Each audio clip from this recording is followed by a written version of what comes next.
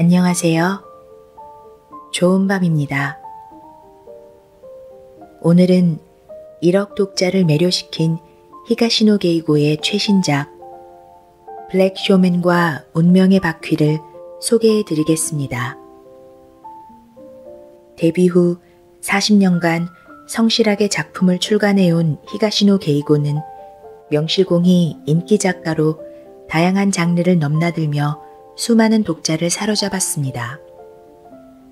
능수능란한 필력으로 에도가와 란포상, 일본 추리작가협회상, 나오키상, 본격 미스터리 대상 등 이름만 들어도 알만한 일본 대표 문학상을 모조리 석권하고 최다수의 영상물 원작자로서 문학성과 대중성을 두루 갖춘 그의 작품 세계에 새롭게 등장한 블랙 쇼맨은 어떤 의미일까요? 팬데믹을 기점으로 등장한 블랙 쇼맨은 정통 미스터리 문법에서 벗어나 코지 미스터리, 휴먼 미스터리의 경계를 오가며 작가 스스로도 지금 내가 가장 집중하고 있는 캐릭터라 할 만큼 다채로운 방식으로 사건을 해결해 나갑니다. 투박한 설정에 무심한 면모가 더해진 다케시가 인생에서 맞닥뜨릴 법한 크고 작은 고민에 빠진 사람들을 한치의 망설임도 없이 명쾌하게 구해내는 과정이 색다른 쾌감으로 다가옵니다. 이 책에는 천사의 선물, 피지 않는 나팔꽃, 마지막 행운, 3편의 단편이 수록되어 있습니다. 오늘은 그중 천사의 선물의 일부를 읽어드리겠습니다. 그럼 시작하겠습니다. 천사의 선물. 히가시노 게이고의 블랙 쇼맨과 운명의 바퀴 중에서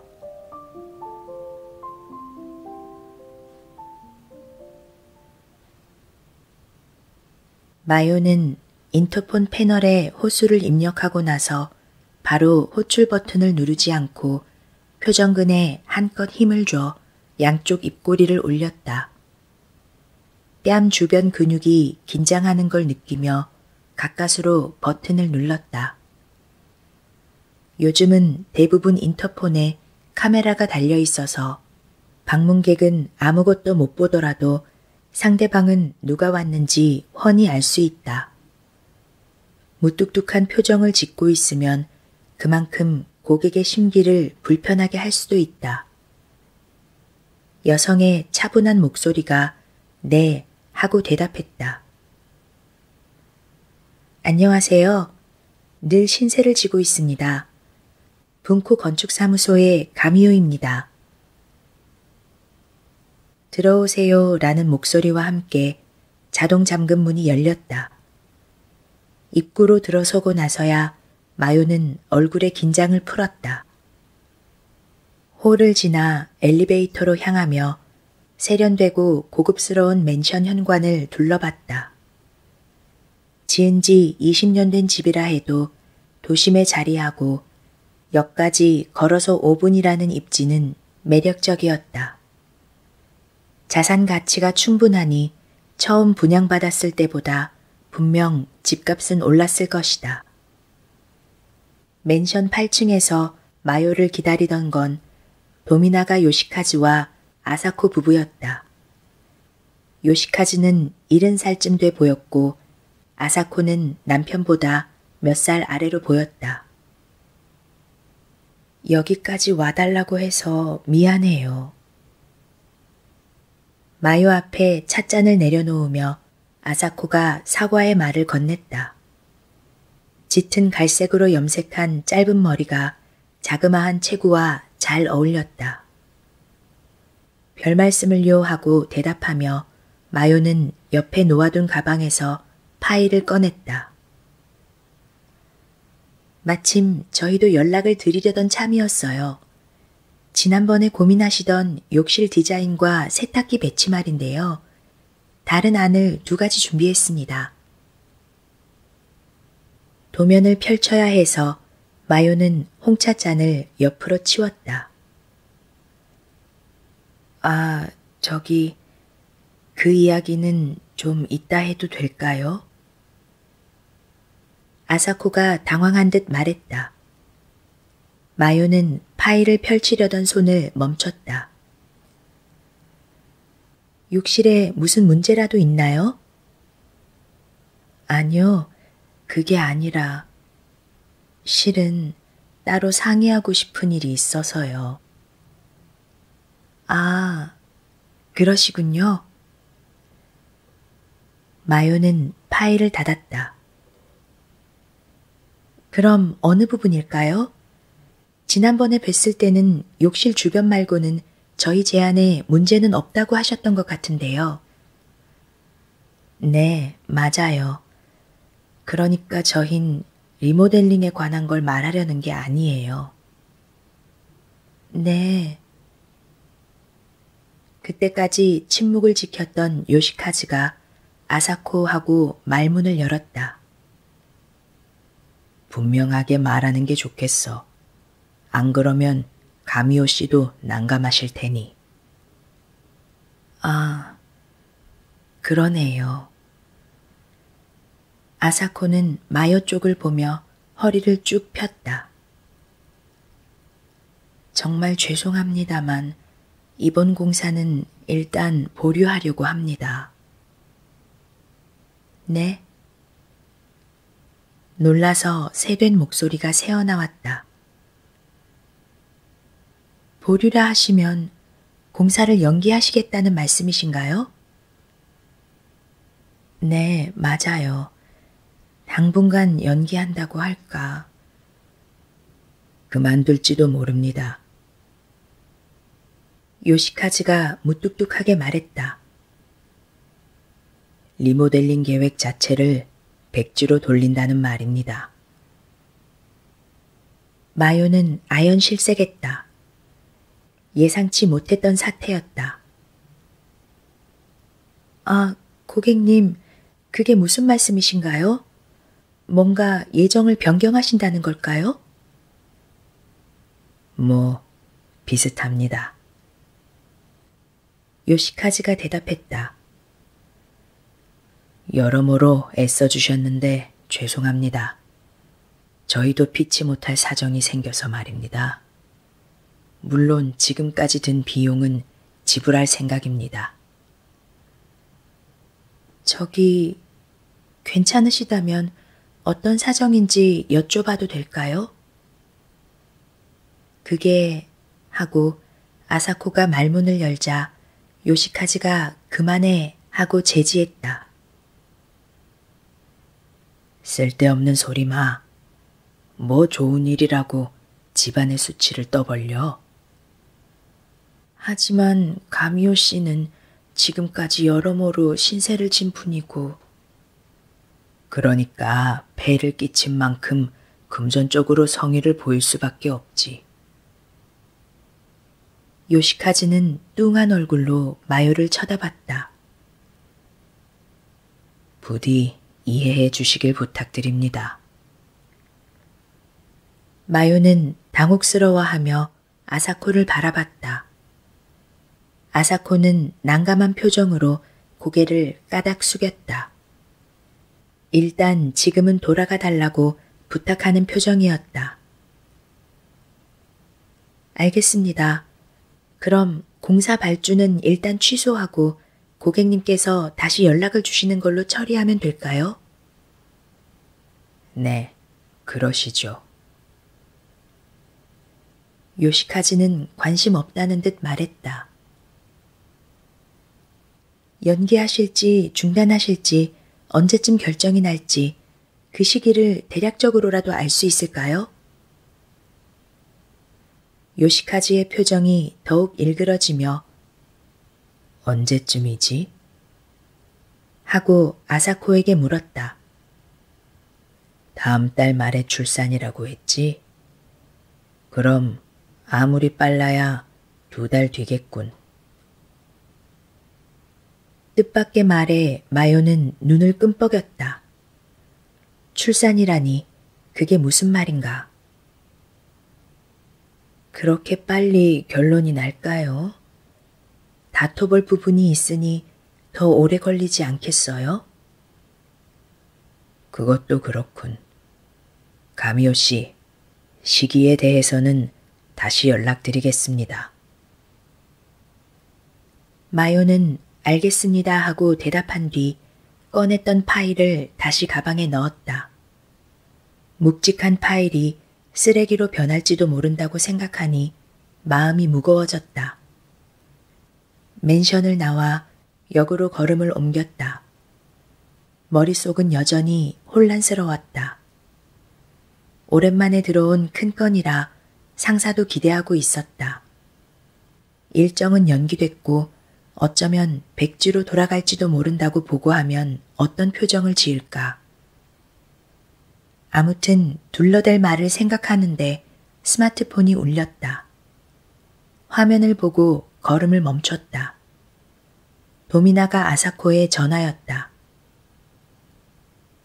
네, 가미오입니다. 도미나가입니다. 아까는 죄송했습니다. 많이 놀라셨죠?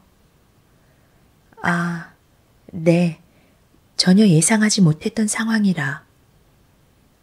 그러시겠죠. 정말 가미오 씨에게는 죄송할 따름이에요. 아닙니다. 고객님마다 사정이 있으시니까요. 저희도 이해합니다. 그렇게 말씀해 주시니 한결 마음이 편해지네요. 가미오 씨, 지금 어디 계세요? 이미 차를 타셨나요? 아니요, 역으로 걸어가는 길입니다. 그럼 시간 좀 내주실래요? 아무래도 가미오 씨한테는 설명해야 할 것 같네요. 물론 저는 괜찮습니다만 남편분도 괜찮다고 하시나요? 그 사람은 아까 집에 갔어요. 저도 여기 맨션 정리만 하고 나가려고요. 남편분께선 사정을 밝히는 걸 꺼리시는 것 같던데. 말 안 하면 그이도 모르겠죠. 시간은 괜찮으신 거죠? 네, 그럼 어떻게 된 일인지 알려주시면 감사하겠습니다. 아사코와 역 앞 커피숍에서 만날 약속을 하고 전화를 끊었다. 다행히 커피숍은 한산했다. 음료를 주문하고 안쪽에 자리를 잡고 앉은 뒤 파일을 펼쳐 이번 리모델링 제안서를 살펴봤다. 고령화에 따른 신체 능력의 저하로 생활 동선과 라이프 스타일 등을 고려해 베리어 프리 디자인을 했다는 설명에 눈길이 갔다. 신중하게 말을 고르며 기운차게 키보드를 치던 순간이 떠올라 허무할 따름이었다. 마요가 근무하는 분코 건축사무소에 도미나가 부부가 공사를 의뢰해 온 건 2달 전쯤이었다. 아들이 혼자 살던 맨션을 부부의 노후 거주용으로 리모델링하고 싶다고 했다. 원래 살고 있던 단독주택은 낡은 데다 너무 넓어 부부 둘이 생활하기엔 불편한 까닭에 처분할 작정이라고 했다. 남자 혼자 살던 집이면 그리 넓지 않을 거라 짐작했는데 물건의 상세 정보를 듣고 놀랐다. 면적이 120제곱미터는 더 됐고 4LDK 구조였다. 어째서 이런 곳에 혼자 사는지 의아했지만 사정을 듣고 납득이 갔다. 부부의 아들은 계속 독신이었던 게 아니라 과거에 그 집에서 결혼 생활을 했다고 한다. 8달 전에 이혼했다고. 하지만 안타깝게도 5달 전에 아들이 급사했다. 교통사고, 그것도 고속도로 운전 중에 트레일러가 전복되는 사고에 휘말린 것이다. 부부는 슬픔에 젖어 하루하루를 보내다 겨우 아들의 유산과 유품을 정리하게 됐다. 그 과정에서 문제가 된 게 이 맨션이었다. 임대로 내놓거나 매각하는 방법도 고민했지만 결국 직접 살기로 결정했다. 마요도 실제로 집을 둘러보고 나서 리모델링을 검토할 법하다고 생각했다. 노부부 둘이서 살기에는 방이 너무 많았다. 손님이 묵을 경우를 생각하더라도 방 2개면 충분하리라. 도미나가 부부의 요청도 비슷했다. 거실을 중심으로 공간을 최대한 널찍하게 쓰도록 바꿔달라고 했다. 사연을 듣고 서둘러 설계에 착수했다. 예산은 2천만 엔이라 하니 돈을 들일 곳을 좁히면 상당히 대담한 변형도 가능했다. 그로부터 일주일 후에 리모델링 기본 콘셉트를 설명하고 그 다음 주에 구체적인 안을 제시했다. 다시 일주일 뒤에 수정안을 제시했고 아사코를 여러 쇼룸에 안내하며 비품과 자재를 보여주면서 거의 확정 단계에 들어선 참이었다. 그런데 이제 와서 백지로 돌리겠다니. 한숨을 내쉬며 파일을 덮었을 때 도미나가 아사코가 커피숍으로 들어왔다. 마요는 자리에서 일어나 인사를 했다. 이번 일은 정말 미안하게 됐어요. 자리에 앉자마자 아사코는 다시 사과의 말을 건넸다. 그이는 가만히 있으라고 했어도 제 마음이 영 불편해서요. 이번 일은 전부 나한테 맡겨놓은 터라 그 사람은 가미오 씨가 얼마나 고생했는지 하나도 모르거든요. 고생했다니요. 당연히 할 일을 했을 뿐입니다. 이것저것 정해진 타이밍에 이렇게 돼서 안타까울 뿐이죠. 아사코는 그러게요 하고 턱에 손을 댔다. 우리도 설마 일이 이렇게 될 줄은 상상도 못했어요. 이제 그쪽하고는 아무 관계도 없다고 생각했죠. 그쪽이라 하시면 아들의 전처 말이에요. 둘이 이혼한 지 8달이나 지난 마당에 찾아와서 어처구니 없는 소리를 하더군요. 어떤 아들 유산 얘기였어요. 자기한테 상속권이 있다는 거예요. 상속권이요? 그건 좀 이상한데요. 아드님과 정식으로 이혼이 성립한 게 아닌가요? 당연히 이혼했죠. 그럼 재산 분할에 대해서도 이미 이야기가 끝났을 테고 아드님의 유산에 대해 헤어진 부인분은 아무 권리도 없는 게 아닌가요? 그게 맞아요. 하지만 그쪽이 주장하는 건 자신의 권리가 아니라 자녀의 권리예요. 뱃속 아이에게 상속권이 있다는 거예요. 뱃속 아이요? 그 아이 임신 중이에요. 다음 달에 출산하고요. 게다가 아이 아버지는 전 남편, 죽은 우리 아들이라는 거예요.